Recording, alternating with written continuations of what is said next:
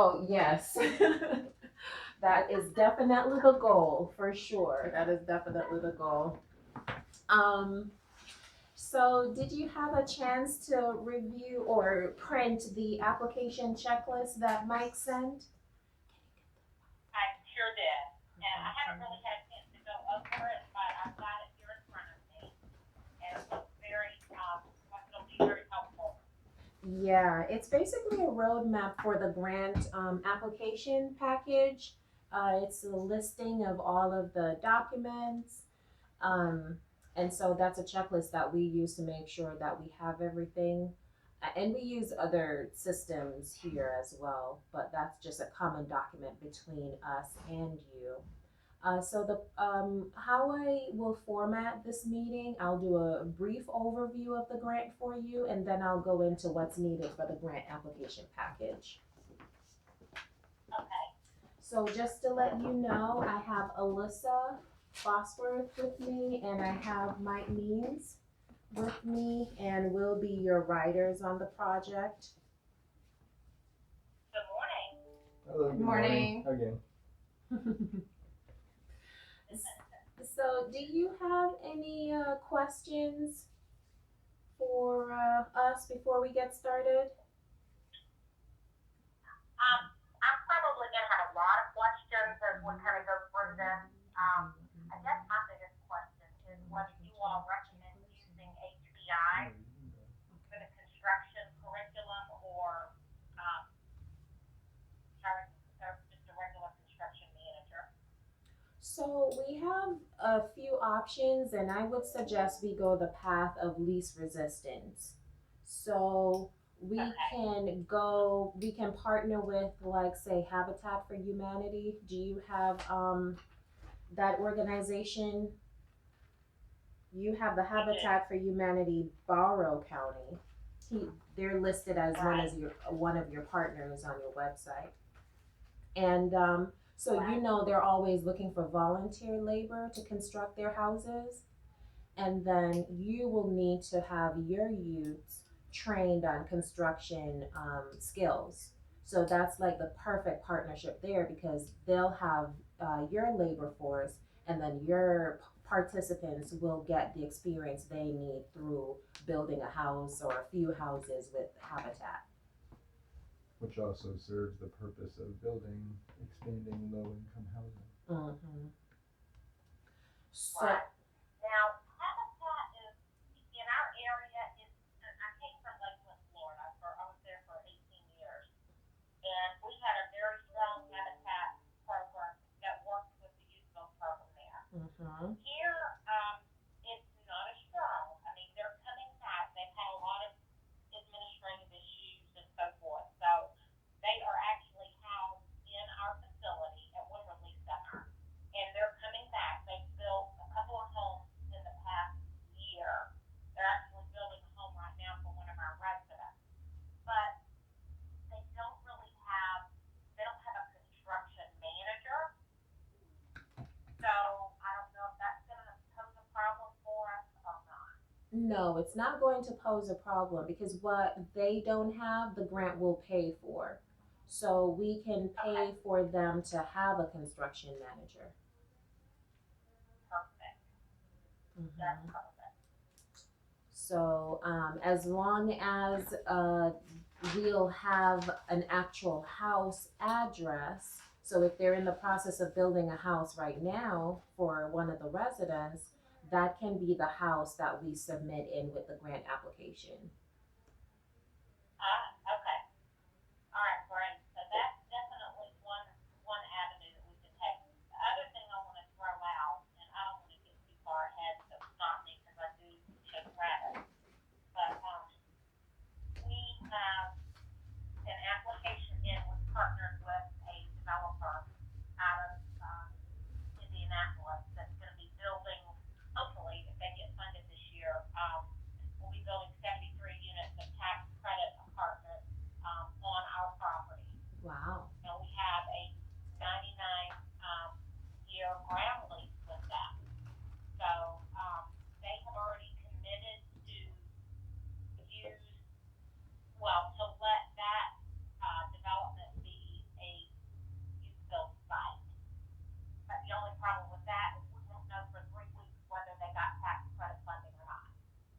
Okay.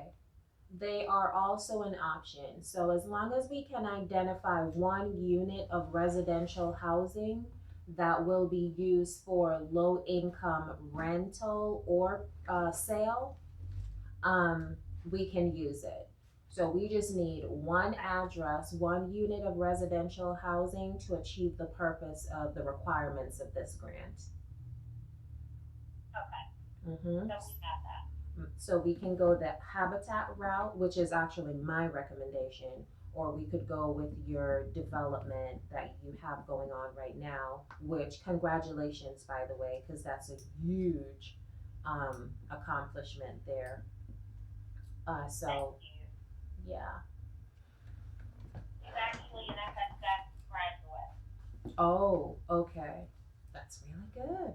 Tell Can me- I actually step in? And I Sure. would actually, because I know you recommended the youth, the Habitat for Humanity, but given the period of performance and the 2 years, that site, if it's funded, would probably offer a much better potential to have a lot of participants go in over the whole 2 year period. Because one house or one unit that's being built by Habitat for Humanity is going to be a very short, like blink of an eye. It's not going to go the full period of performance.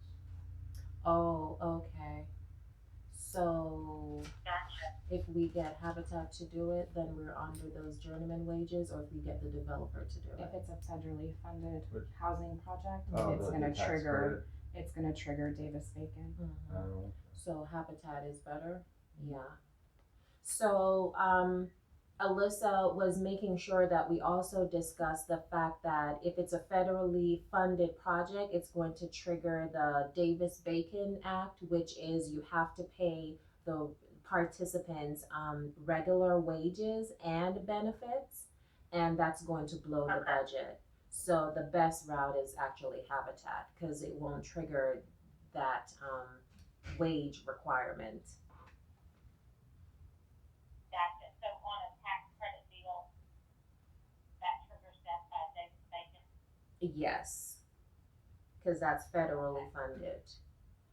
And what I also want to say is we just want to go the path of least resistance. So if we can identify one unit of residential housing, we're set. That's just all we need. We just need a Okay. house Well, or. we have that. Mhm. So that's it's really really easy just to fulfill this piece of it, which is just one address, one house. Perfect. Well, that's a little less stress on me, because I was sitting here trying to figure out how in the heck we would do it if we did not get the tax credit round this year. So, good. Yeah, Good news. youth build is really easy. So and as I go through the checklist, you'll see it's really really easy to come up with these requirements. So any more Yeah. questions for me before I jump into the application checklist? Well, I think I'm ready to go. All right. So the purpose for this meeting is for us to have our 2019 Youth Build Grant Kickoff Meeting. The Department of Labor has the due date of August the 6th, 2019.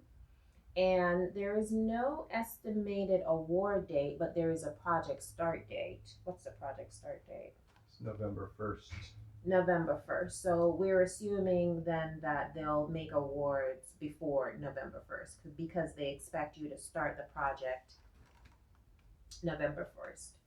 So the purpose of the grant is to give you funding to create a community-based program where you work with high school dropouts between the ages of 16 and 24 years old and provide them with a GED training course. And then after they have graduated their GED program and have their GED certificate diploma, then they transition into either your construction skills track or an in-demand industry track. So we will be researching your area to figure out what in-demand industry is like the top 2 or the top 3, and you will offer that to the participants. So that is the grant. Then once they have completed their educational component, you assist them to locate employment. And so basically, that's the grant in a nutshell. In addition to assisting them with locating employment, you provide them with case management at the end so that you assist them to maintain that employment. So it's the GED, then the construction or an in-demand industry, and then they locate employment, and then you provide case management for them on the back end to make sure that they stay employed. I'm assuming you will be the point of contact, the primary point of contact. Will you have a secondary when you're out? Yes, that'll be Susan Newberry, and she's my administrative assistant. Okay.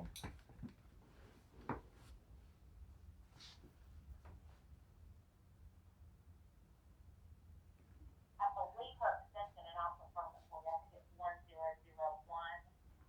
and mine is 1005. Okay. All right, perfect.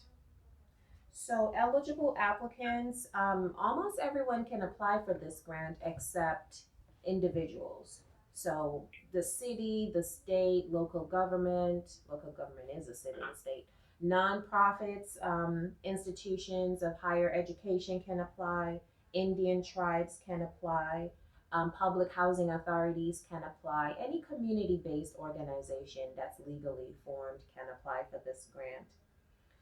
Applicant type, so you have two categories of applicant type. You have category A and category B. So category A has been awarded the Youth Build Grant in 2012, 2013, 2014, 2015. And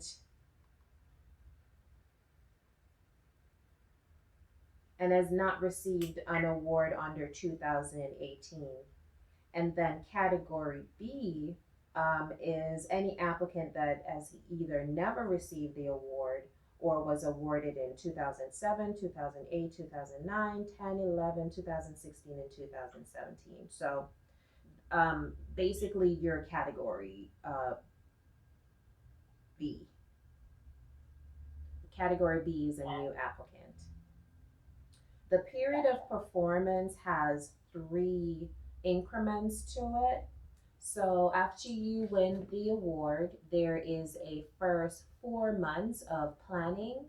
That's when you confirm your site. Because even the site that we go in with the application, that site may not be available when it's time to implement the project. So you maybe have to choose a different site. So they give you 4 months to finalize that the actual site is confirmed, to hire your staff, to have your staff trained, to get your space ready so that you can start doing outreach to the participants and start the program.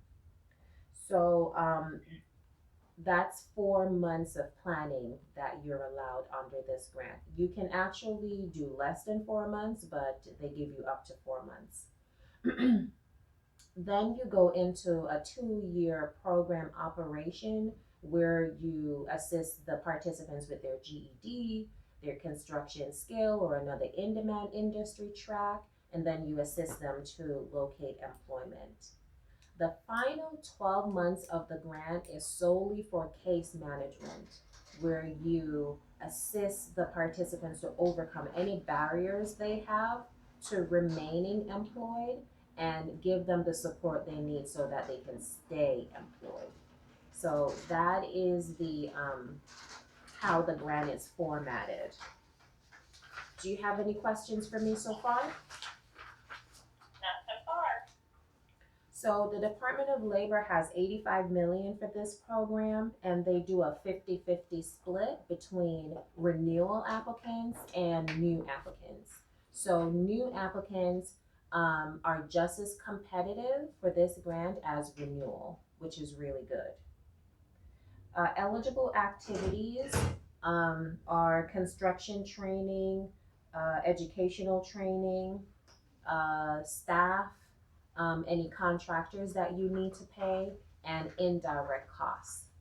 So indirect costs are for your program oversight, auditing, payroll, accounting, any utilities that you have to use at the site, at your location to operate this program. So indirect cost is 10%, that is considered shared cost. So the burden for you to take on this additional program, you can use this 10% of the grant towards those expenses, okay? Okay.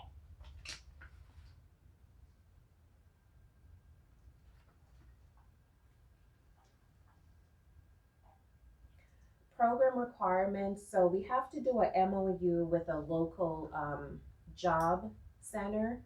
Do you have a good partnership with your local job center? Now, when you say job center, we have a very good relationship with Goodwill. So I guess that would be, yeah, that would be our job center. Okay.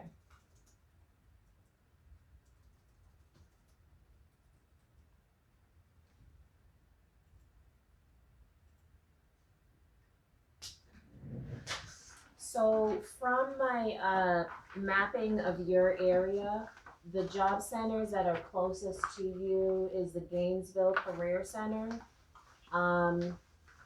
the Gwinnett Community Career, the Athens Career Center.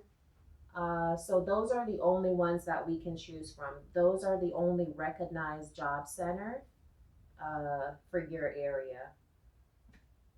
Okay, so Goodwill is located at the Athens Career Center. So that would be the one that we would go with. Okay, so the MOU would have to say Athens Career Center, okay?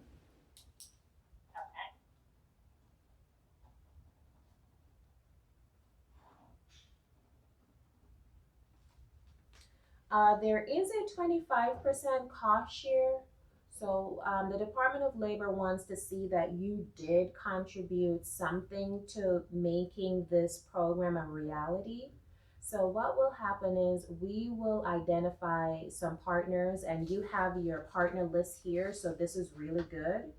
So what we'll do is we'll create partner letters, and the service that they already provide to the community and to you, already provided for free. It's not really free because it has a value. They have to pay for it. They just didn't charge you for it.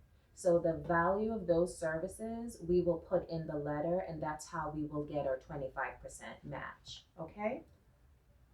Oh, very good. Okay, I was thinking I had to come up with that cash. No, it's in-kind services. So I mean, I could provide you with in-kind services. So one of your participants, maybe they want to be a grant writer, so I write a letter and I say I'll provide them with mentoring, because they want to go into the grant writing field. That is a value because my time, if I were working a job and I get paid $10 an hour and I worked with your participant 1 hour every month, that means I gave you $10 every month towards this program. So that's how I it's see. calculated. Okay. Mm-hmm. All right. We'll see if you're in an opportunity zone. I think you are. We need to check that to confirm. We do get 2 bonus points for it, so we have to go after those bonus points. Alrighty, so I've completed the overview of the grant because now I'm going into some requirements now of what I will need from you. Do you have any questions for me so far? Not so far. Okay. Are you currently registered on grants.gov? Yes, ma'am, we sure are. Okay. Do you have a current SAMS account? We do. Okay. So I will be requesting your grants.gov username and password. I'm going to Now, jump. I'm giving it, I'm sorry. You can go ahead. Tabitha is working on another grant for us, so she's already got that information. I'd be happy to We'll get it from Tabitha. Tabitha will supply. Okay. So now I'm jumping down to line item 24, which is the SF 424. We'll get that from Tabitha because Tabitha will have that. The SF 424A, that's our budget. So we'll create a draft budget for you and then we'll hold a meeting to review it together. So, when do we want to schedule that budget meeting now or do we want to schedule it later? The meeting cannot be next week because we're actually out of the office all next week, going to that certain oral conference. But we could do it the week after. Yeah, that's fine with me. I think that's the week of the 4th. And I'm pretty much open that, we're off that Thursday. And then of course we're closed on Fridays, but I work, whenever I need to work. So if Fridays are good for you, I can always do a Friday call or anytime that week actually. Just let me know, except the 4th. Okay, so what I'll do, I'll say, let's do July the 10th at 10 a.m. 7:10 a.m. Okay.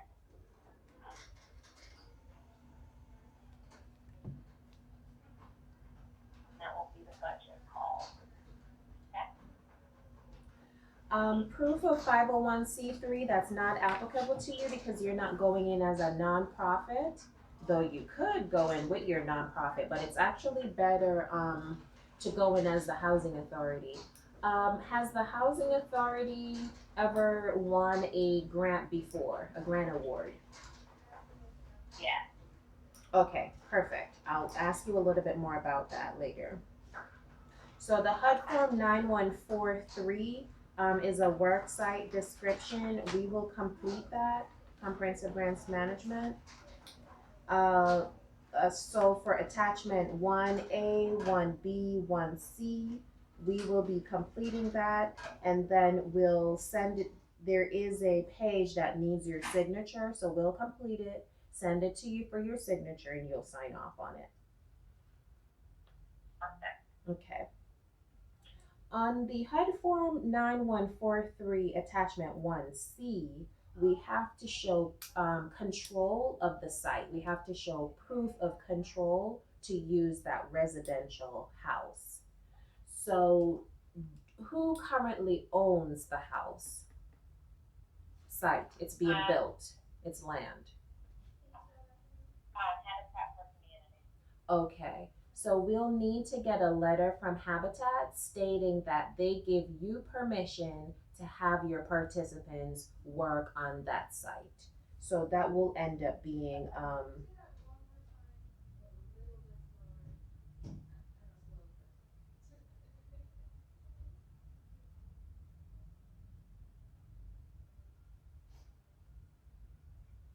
Can you hear me? yes, I can hear you. Okay. That will end up I being lost myself. 3, which is a letter stating that they will give us access to the site. Okay. Line item 31, the HUD Form 9143 Attachment 1D is a construction training plan. We will complete that. Line item 32 is the abstract. We will complete the abstract. Line item 33 is the past performance chart. So this is where I want to talk to you now about your previously awarded grant. Have you ever received a grant where you had performance measures of you assisted participants to locate employment, education, and there's a third one. Did you ever receive a grant like that? We have received numerous FSS grants, we received brush, service coordinator grants, $130,000. Let's see. What I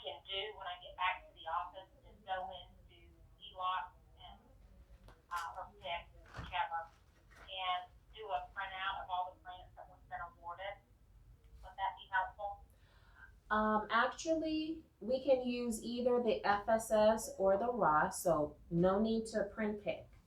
So we're going to send you a chart with with asking for some specific information. And basically it's going to ask under we have to choose one or the other. So we'll choose either the FSS or we'll choose the Ross.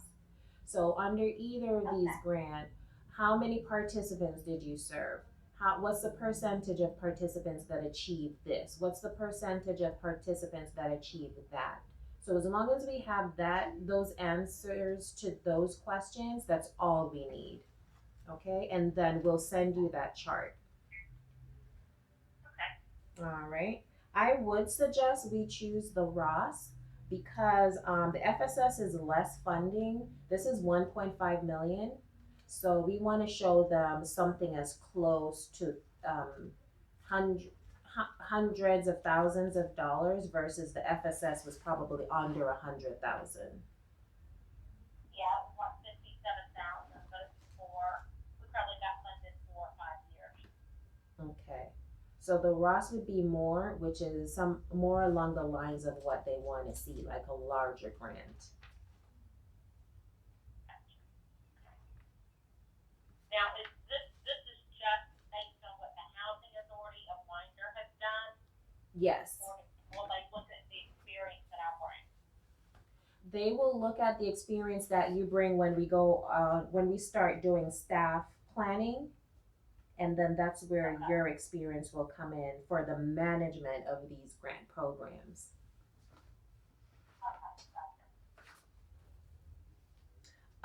We'll also need to complete the budget narrative. We will do that. So once we have the budget finalized after July the 10th, then we'll be able to complete the narrative, the budget narrative.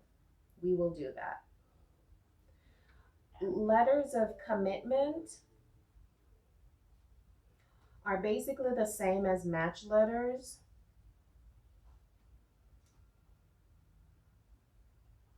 It's supposed to be changed to the MOU. And remember, we said that we would reach out to your partners and get the services that they already provide. However, I do have to ask you this question though. Would you like us to reach out to your partners? We would prefer to do that. Or would you like us to create the match letters and then email the match letters to you for you to have your partners sign off on the letters? We prefer to contact the partners directly.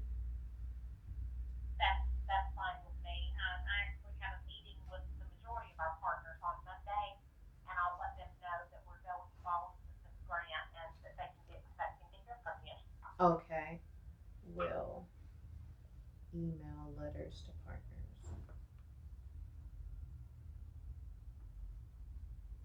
Directly to partners.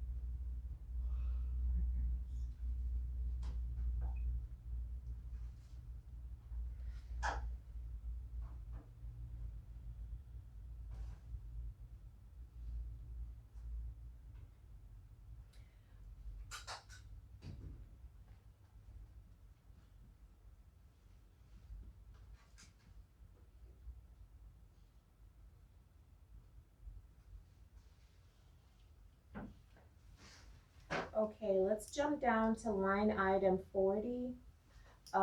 We will create the 4-month planning period description. The grant is also asking for a source of documentation for need. So how they want us to prove need is that we have to show that your unemployment rate is at a certain percentage. They gave us a resource that we must check for this information. We will do that. They want to see your poverty rate. They gave us a resource for that information. We will check that. And they want to see your graduation rate for the schools in your area. So the lowest graduation rates gets the highest points. So what we will do is we will choose the schools in your area that has the lowest graduation rates, the high schools, And those are the high schools that we will identify that you will serve. So we will be doing that.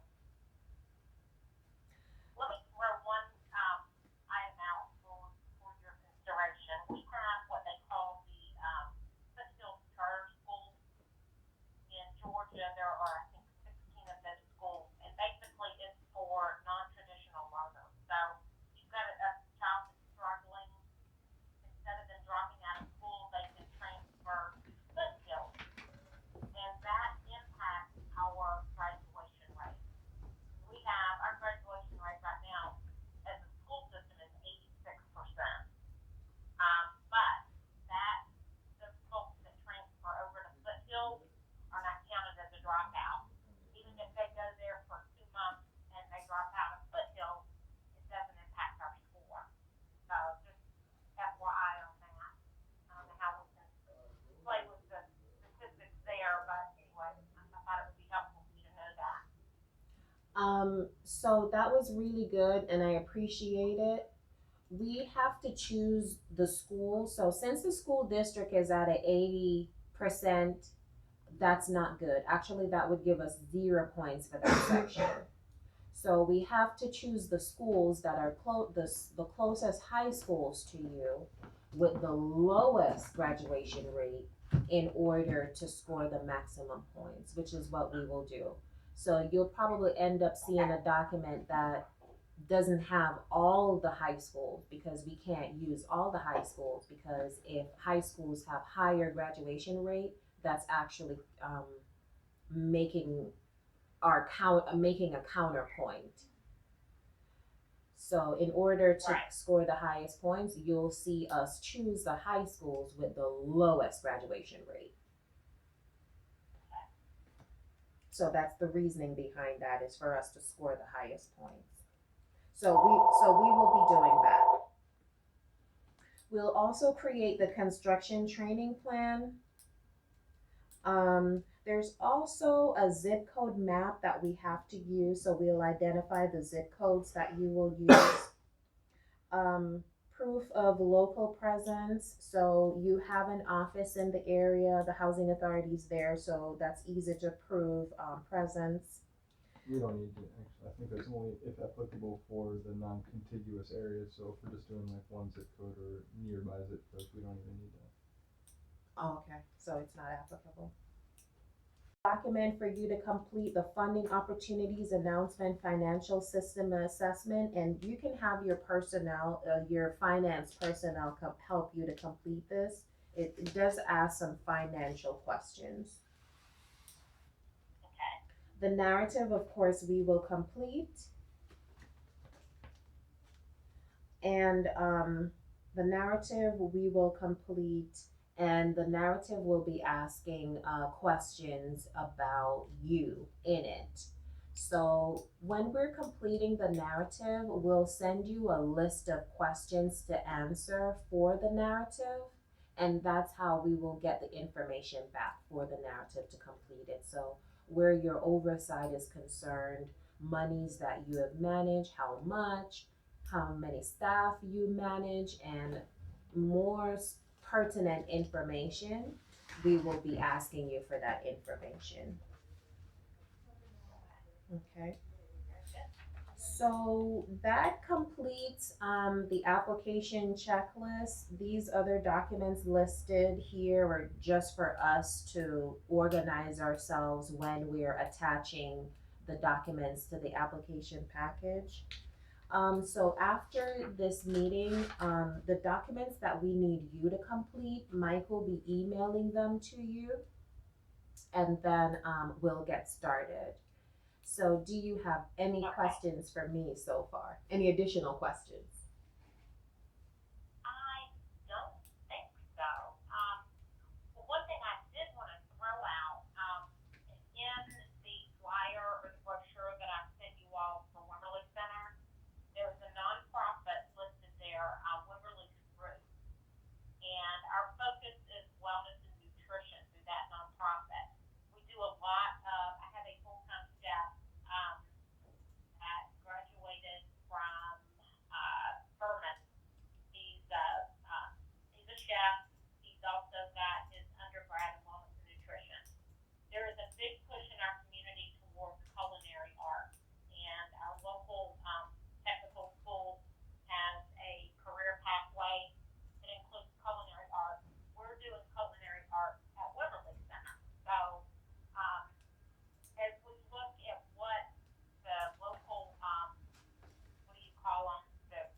in-demand industry. Yes, ma'am. Just wanted you to be aware of that because I know in talking to a lot of the local chefs and restaurant owners, there's a big demand there, but I just don't know if that's going to show up in the information that you're getting. Okay. So that's a really good point, and I'm happy that you bring it up because we actually can only use what's showing up. So Okay. for the application process, it's basically a plan. We're showing a convincing plan for you to get funded. So for instance, we have to show that you will make available in-demand industries in your area, and we have to show proof of it. Now, once you get the award, you can change a lot of things. For instance, even the house, you don't have to work on that house. You can work on another house. Um, if a participant does not want to do the track you have offered, they can choose another track. So you can, once you have the grant, you can always change things around. You may decide that um, you may decide to have a certain partner in the grant, but after a while, your board does not want to work with that partner anymore. You can change that partner out. You can be very flexible. This grant is not rigid. You're not locked into anything. You have the control and the power to change anything you want. That's good to hear, and maybe that explains why Lakeland has been, we have had this program over 10 years, which is incredible. Mm-hmm. You have to be flexible because thing, for instance, what if that job center closes down? What if they run out of funding? Right. What if they, nothing is for sure. So once you actually start implementing the grant and reality hits, and this is inconvenient or this is not working and that's not working, and you have to make real decisions now, because what we write is theory, it's a plan. Implementation looks totally different than a planned thing. So when you're actually implementing it, and working with partners and ironing out the details. If your partners are not suitable for you, you have the prerogative to change your partners into what fits your organization best. So that's nice to hear. Yeah. Makes me want to apply even more. You're not locked in. So, yeah. So, and another thing is, Youth Build, the program office, they're very intimate with you. So they'll be there, they'll provide you with assistance. The grant allows for you to hire or to budget for a technical expert to help you to implement the grant. So, yeah, you can do so many things with it. Very good. So I learned something on this call. For whatever reason, I thought that the students did their GED classes part of the day and then were out doing the construction training and so forth the rest of the day. So they have to actually get the GED and then they move on to the construction or the other in-demand job, right? It can be structured however you'd like. It's just the most conducive and easiest to structure it where they do the GED training first and complete that, and then you move into the job skills training, and that way you're not having to shuttle or make sure that they have transportation to multiple locations in a day. Okay, that makes sense. Really does. And we've got, one of the biggest things that we have at Wimberley Center is the adult literacy barrow. And so they're cranking out about 250 to 300 GED tests per year. And they're also doing ESL classes and citizenship classes.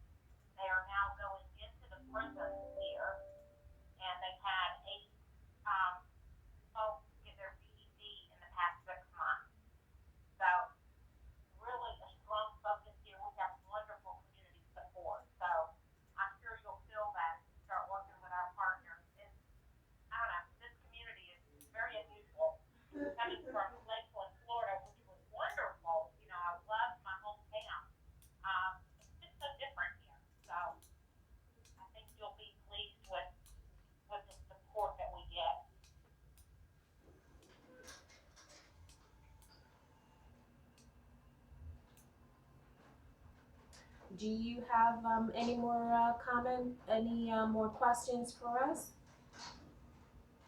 I don't think so. You answered all the questions and been very informative. So that's actually one of the things that we pride ourselves on is to be as informative as possible to make the process really simple and easy for you. That's even one of the reasons why we offer to reach out to your community partners. So we take as much off of your plate as possible. We don't want it to be overwhelming. We don't want it to be difficult for you. So that's our goal. So if you do have any other questions, please call us. We're a team here. We tackle everything as a team, and we'll try to get whatever issues you have resolved, questions answered, and everything resolved. So this is the end for me, and if you don't have any more questions, then be on the lookout for Mike's email, and then we'll get started.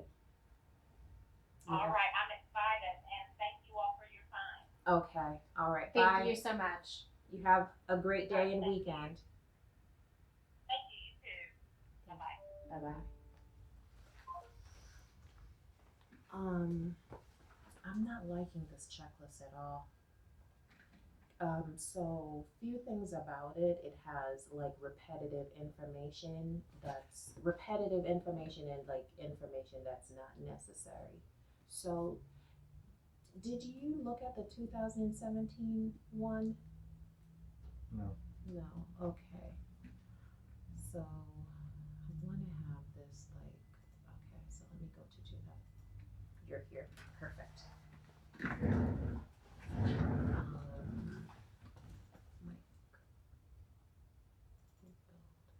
These are the 2017, so these Okay. are the three, we didn't win St. James out of them last time, we did win one Eufaula, Natchez, Thompson, and all of their information is in there. Okay. Final application is in there. Okay, let's go back out. So the tools, where is the checklist? That's right there. Where? It's like the third document after the folders. Alright, thank you.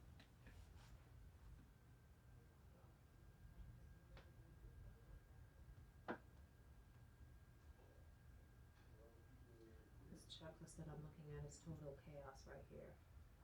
I don't know what that is.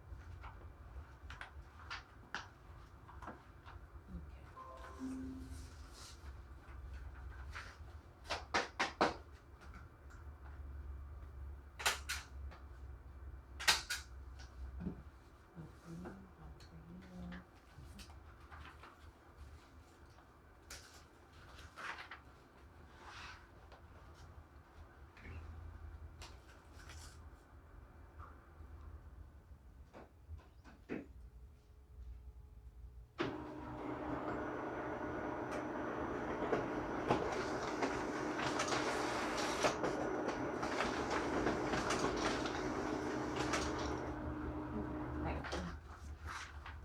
Appreciate it.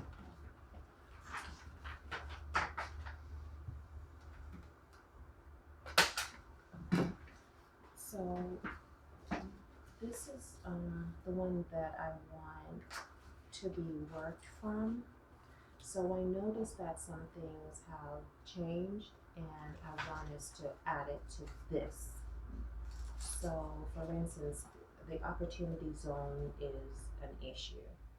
Um, And the opportunity zone does not need to be in the overview part, it just needs to be in the actual grant application part, meaning you must be aware to take care of the opportunity zone section.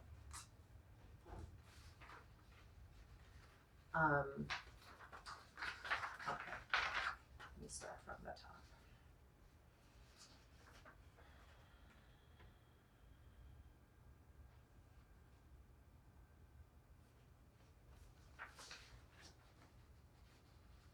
Alright, so to this, right, you know you have to add the point of contacts to it, right? So one, POCs section. Two.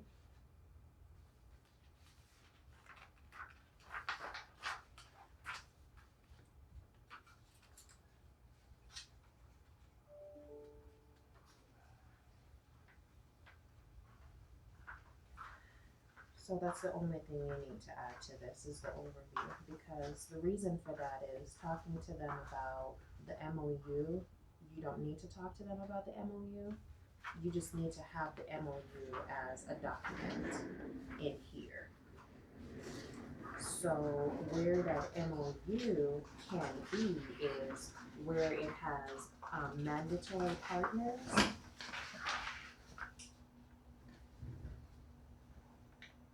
So the mandatory partner, we're,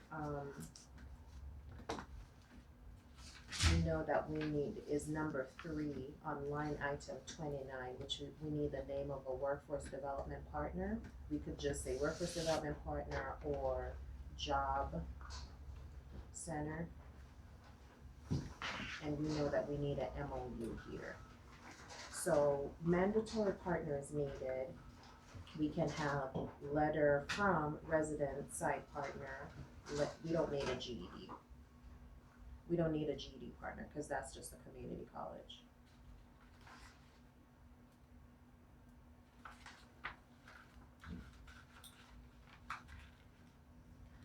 So the idea behind the name of GED high school partner is because what if they don't want to partner with a community college? They have a vocational place or whatever, but I think that I'm going to just stress the point that we need you to go to the community college. Well, except in her case where, didn't she say her organization was doing like 300 GEDs a year? Her organization? Or am I getting my two calls today mixed up? Her Yeah, she nonprofit. definitely did say something. I didn't catch if that was her nonprofit organization or it was like just one of the community partners or one of the community presences was doing a lot of GED stuff. So that's exactly why we need this line item 20. Can you go to line item 29? That's exactly why we need line item 29 is in this section, now you're just going to ask, we're going to identify now who we're going to promote the mandatory partners to be. In this section, we need 1 letter from, because we need MOU from the job center, but we can take letters for everybody else. So this section is going to be letter from, so we need a letter from the residential site partner. So at this point, you're saying to the person, who will be that site partner? And you write the name here. The next one will be name of the community college. We need a community college. So we need a letter from the community college. So letter from community college, who are you going to choose? You could have already Googled it and know who's closest to them to even answer this question, but it can be confirmed. Then the next one is name of job center. So we need an MOU with the job center. So you're gonna put here now, MOU, job center.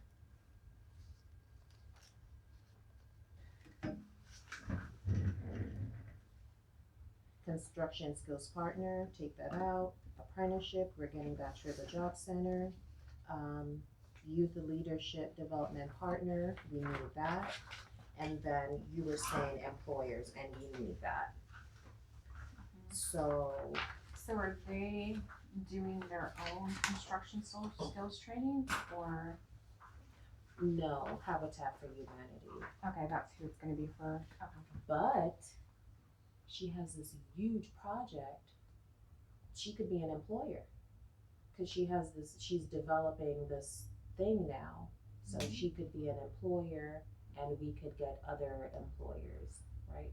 So let's think about it. How many what was your idea behind the employers? The employer letters, my idea behind it is just making sure that we have at least one employer on board, that is offering something of substance, Mm-hmm. for the construction track, Mm-hmm. or be it a consortium, an industry group, Mm-hmm. that is agreeing to, for their group of employers that are part of the industry group, to evaluate and hire, the trainees that are coming out of the program, the participants, and have that one for construction and then one for whatever The other track is. Correct. So right here, we need construction employer and we need in-demand industry employer. employer, industry group. Now I know they talk about also, a viable option for this is for them to go into an apprenticeship program. So they don't necessarily have to go straight to an employer when they're finished with Youth Build. They can go from Youth Build into a qualified apprenticeship program, and that counts as a positive outcome. So if they're on the construction side and they do all this stuff with Habitat for Humanity and they decide they really like working with their hands, and I'll use the Iron Workers Union as an example again, they can enter the formal apprenticeship program with the iron workers when they're done with the active hands-on youth build, and that counts as a positive outcome because they've entered a registered apprenticeship program. So it's either employment, post-secondary education, or a registered apprenticeship program, and any of those three outcomes counts as a positive. So for the documentation for this, a letter from a construction employer will satisfy what you have just said. Yes. Okay. Or, yeah, but my other thought was if we could get a letter from an apprenticeship program, that would also, if we end up having issues with employers, an apprenticeship program saying that they would evaluate and enroll participants would also suffice. So can that be the third letter? Absolutely. So letter 1 is the construction skill employer. Letter 2 is the apprenticeship. Well, that's actually already right there as number 5. Apprenticeship program partner. And then 3 is the in-demand, whatever the top in-demand employer, right? So that's what I want to see is letter from, and these are the only ones we are concentrating on. So then when they come back, we just know, yes, we have number 1, we have number 2, we have number 3, we have number 4. Okay, so that's how I want this section to be built out. Okay? Sure. Okay. All right, so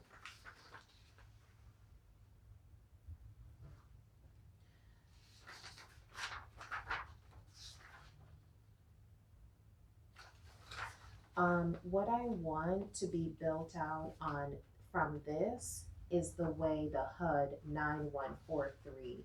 I do want attachment 1A, attachment 1B, attachment 1C. The reason for that is an Excel spreadsheet, 1A, 1B, 1C, they're sheets. So it's so easy to lose track of your sheets. So to overcome losing track of the sheets, I want them identified specifically on the checklist so that you know that I need to get my 1A, 1B, and 1C. So can you add it here? Sure. Okay.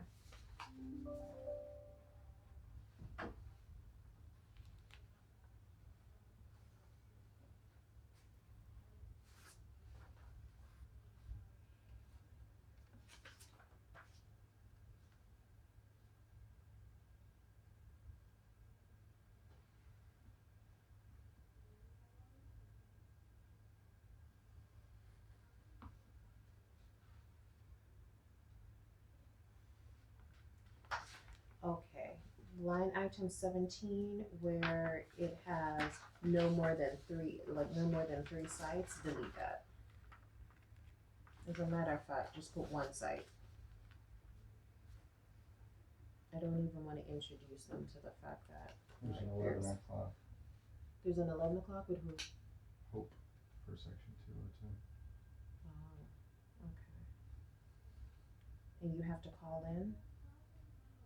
Chris said it, it's on his line. Okay. Alright, we'll speed through this really quickly.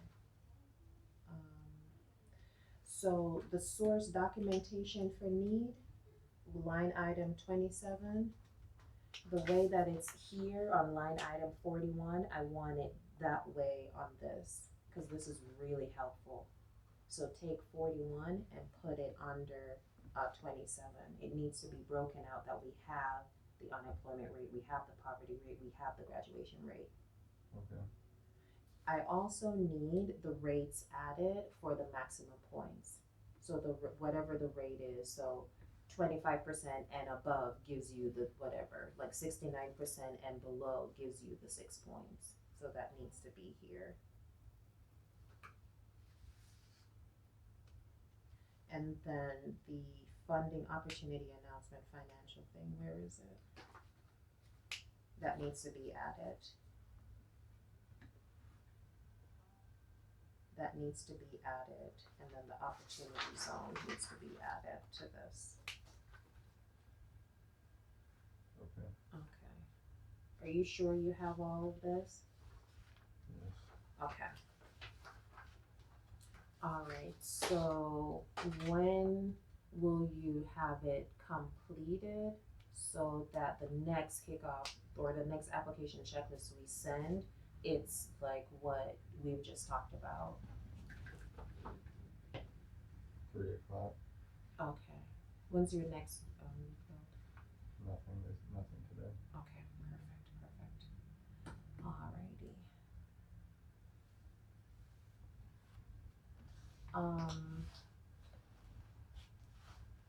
So we need to start, I'm desperately trying to exit myself out of these things. But what I wanna see is the narrative built out and the review built out. And then when can we meet to go over these things? Well, it'll probably have to be after you guys get Get back, back. which is probably the most realistic right now anyway.